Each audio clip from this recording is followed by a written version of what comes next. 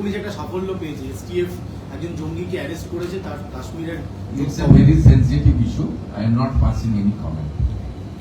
আগামীকাল এসটিএফ এর পক্ষ থেকে একটা প্রেস ব্রিফিং আপনাদেরকে দিয়ে দেব। না, I am not passing any comment. It's a very sensitive issue. এটা ইন্টারন্যাশনাল কানেকশনের বিষয় আছে, ন্যাশনাল সেফটি সিকিউরিটির বিষয় রয়েছে। ইনিশিয়ালি এটা নিয়ে আমার অন্তত কিছু বলা উচিত। এটা এসটিএফ ডিটেলসে বলবে।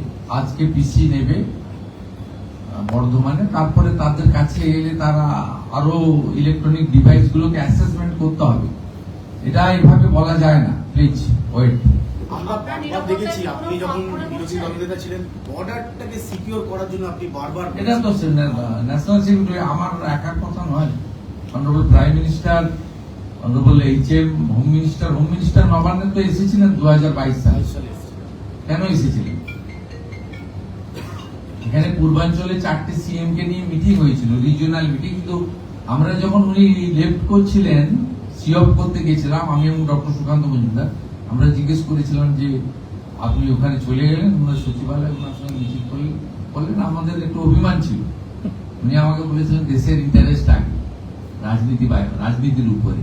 আমি গেছিলাম মাননীয় মুখ্যমন্ত্রীর কাছে জমি চাই, সীমান্ত সুরক্ষা প্রয়োজন। আমরা ওনার যুক্তির কাছে মাথা নিচু করেছিলাম। হ্যাঁ, নেশার ফার্স্ট, দেশ সুরক্ষিত থাকলে সবাই থাকবে, রাজনীতি থাকবে, দেশ থাকবে। আপনি আপনার প্রফেশনে থাকবেন, ইনি ওনার প্রফেশনে, ইনি ওনার প্রফেশনে থাকবেন, আমরাও পাবলিক ফিল্ডে থাকবো। দেশ তো আগে, এটা ন্যাচারালি, এটা তো প্রমাণিত।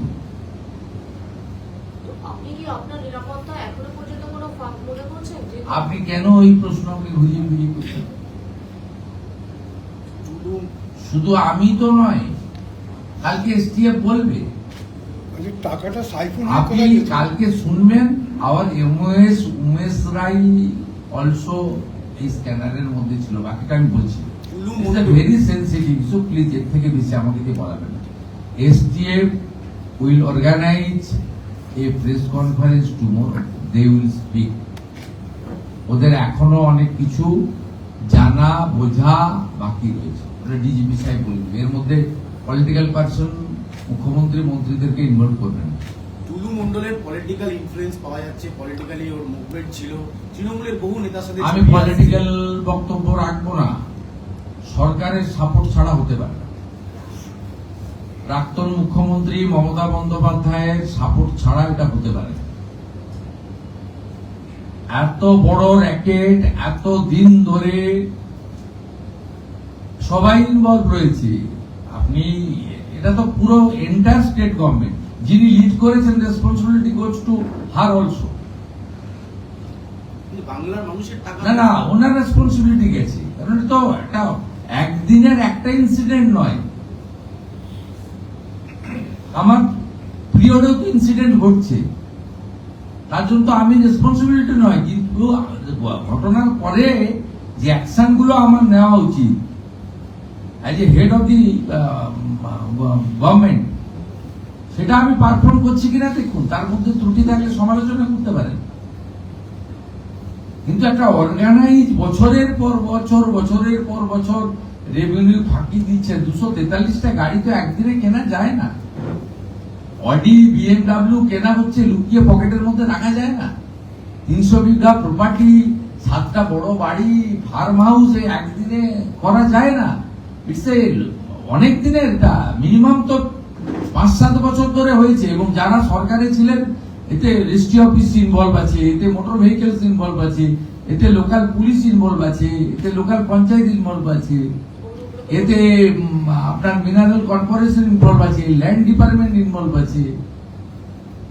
হাইয়েস্ট লেভেল থেকে ডাইরেকশন না গেলে যে mister Mondal is our man, ওর দিকে তাকাবে না, তাই সবাই চোখ বন্ধ করে রেখেছিল। বেচারি পুলিশকে, বেচারি ডিএম কে, বেচারি ল্যান্ড অফিসারকে, বেচারি বলবো না, ওদের দোষ দিয়ে লাভ কি আছে? ওদেরও কারোর বিরুদ্ধে কিছু ভূমিকা থাকলে ল্যান্ড ডিপার্টমেন্ট, পুলিশ, তাদের বিরুদ্ধেও আমাদের যে অ্যাকশন নেওয়া হবে। আমরা তো ওদেরকেও তো ছাড় দিচ্ছি না। কিন্তু আমি মনে করি এই অর্গানাইজ ক্রাইম, সিন্ডিকেট এবং রেভিনিউ যে আমাদের সাইফন করা হয়েছে, যেটা এখানে এলে আরো হসপিটাল, আরো স্কুল বিল্ডিং বানানো যেত, আরো কয়েক লক্ষ ছেলেকে চাকরি দেওয়া যেত, ছেলে মেয়েকে, সেটা যখন করতে দেওয়া হয়নি এবং এত দিন ধরে এত বড় র্যাকেট চালানো হয়েছে, এটা হেড অফ দি ইনস্টিটিউশনের কনকারেন্স ছাড়া হতে পারে না, কখনোই হতে পারে না। একটা ব্রিজ এবং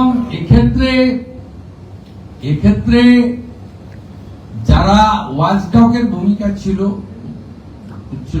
অন্য যারা, তাদেরও সচেতনতার অভাব ছিল বা প্রতিবাদ করতে গিয়ে করতে পারেননি যে কোনো কারণে। স্যার মেন হিউজ অ্যামাউন্ট আমাদের রাজ্যের রাজকোষে ঘাটতি ছিল, হিউজ ডেট ছিল, যেটা স্বাধীনতার পরে সম্ভবত এত বেশি খুব একটা কোথাও দেখা যায়নি। আপনি বলছেন একটা জেলায় একটা বিষয়ে 15,000 কোটি টাকা লস হয়েছে, আপনারা কি ফার্দার এরকম বিভিন্ন জেলায় প্রোব করার কোনো পরিকল্পনা গভর্নমেন্টের রয়েছে যাতে? আরে সাইডে আছি বারোয়ানে, এত বড় র্যাকেট না থাকলেও তো আছে। ওরা শুধু বালি ডাম্পিং করে দিয়ে গেছিল পূর্ব বর্ধমানে ক্ষমতায় আসার পরে বেচে দেবে বলে। আমাকে ডিস্ট্রিক্ট ম্যাজিস্ট্রেট জিজ্ঞেস করলো, স্যার কি করবো? অকশন করবেন। 13.5 কোটি টাকা অকশন করে রাজ্য সরকারের রেভিনিউতে ঢুকিয়েছে। মানে ওই ডাম্পিং করে রেখে দিয়েছিল, মানে নদীর পাড় গুলোতে জমা করে রেখে দিয়ে গিয়েছিলেন তৃণমূলের নেতারা বিক্রি করবেন বলে জেতার পরে। আমাকে বললেন এটা কি করে বিক্রি করা যাবে, করবেন অকশন করে দেবেন, নিলাম করবেন, করে দিয়ে 13.5 কোটি টাকা। আমি একটা ছোট উদাহরণ দিলাম আপনার। আপনি বলুন আসানসোল দুর্গাপুরে এখন কোল সিন্ডিকেট চলে? নো। আপনি সুপারি গাড়ি চলে যেগুলো চালান ছাড়া? সদিচ্ছা থাকলে উপর থেকে ঠিক করতে হয়। 14 তলা যদি চোখ খুলে রাখে, ওইখান থেকে ইনস্ট্রাকশন যা যায় নিচ পর্যন্ত তাই হয়। ইনস্টিটিউশনাল করাপশন তখনই হয় যখন হেড অফ দি ইনস্টিটিউশন নিজে করাপশনকে এনকারেজ করে, তখনই হয়। আর যখন হেড অফ দি ইনস্টিটিউশন বলে যে নো করাপশন, করলে ছাড়া হবে না, সব বন্ধ হয়ে যায়। সবাই তো অভ্যাসের দাস না, আপনি আমি সবাই অভ্যাসের দাস। স্যার মেন ওটা তো অন্য ইস্যু, ওটা নিয়ে না মেন যে বেনিফিশিয়ারিকে কবে নাগাদ ক্র্যাকডাউন করা যেতে পারে?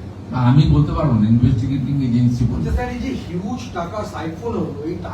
আপনাকে তো আমি বলছি, আপনি তো রেজাল্ট পেতে শুরু করেছেন। এই রকম ক্র্যাকডাউন তো আপনারা দেখেছেন, ইডি সাধারণত করে, সিবিআই করে। হ্যাঁ, তারা ভেরি কম্পিটেন্ট ইন্টারন্যাশনাল অর্গানাইজেশন। কিন্তু বেঙ্গল পুলিশ তো এই ধরনের ক্র্যাকডাউন কবে করেছে মনে আছে?